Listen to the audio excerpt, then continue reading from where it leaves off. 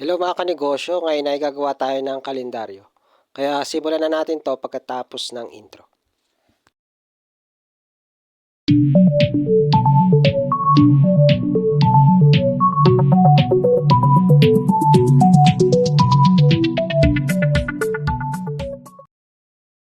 Hello mga kanegosyo, welcome sa akin channel. Ang channel na to ay tungkol sa printing.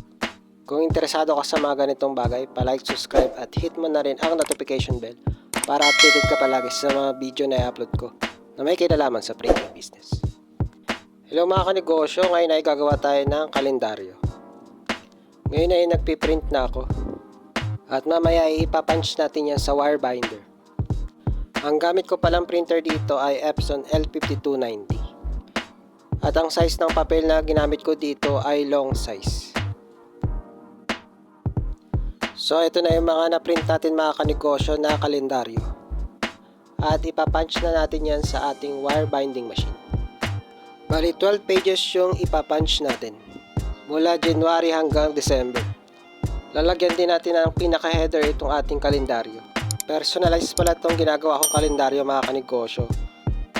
Kung mapapansin nyo, iba-iba yung picture ng bawat month. Yun kasi yung request ng aming customer. So nagpasend lang ako ng 12 na pictures sa kanya para yun yung ilagay namin dito sa kalendaryo.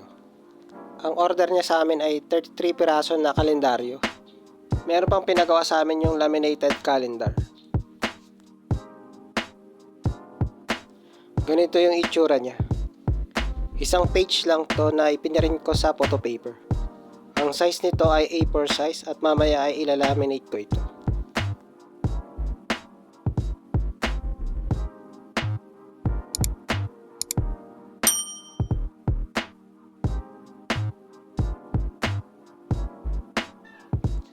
So ito na mga kanegosyo, nilalaminate ko na siya. Ang laminating film na ginamit ko dito ay 250 micron para makapal at matigas siya pag nilaminate.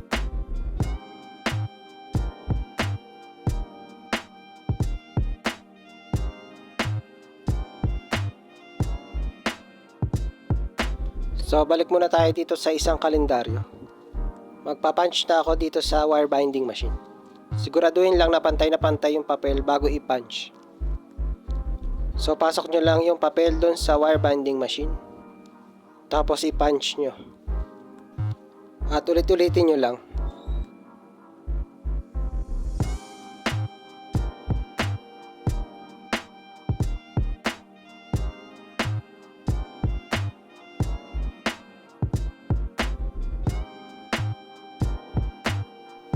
Pagkatapos ko mag-punch ng kalendaryo ay nag-punch na rin kami ng pinaka-header niya.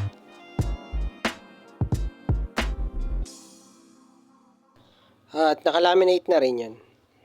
33 pieces yung ginawa namin ganito.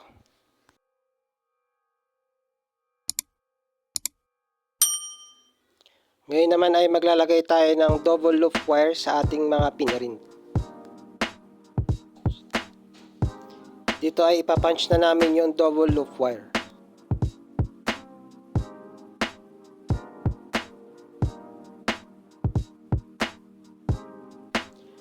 Yung sumobra na wire, ikakat na lang natin. Tapos ulit-ulitin nyo lang sa ganong proseso.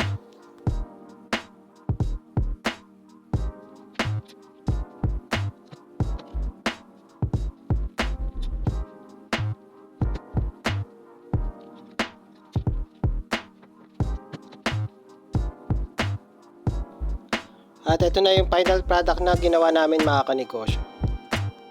At ipapapick up na namin ito sa aming customer.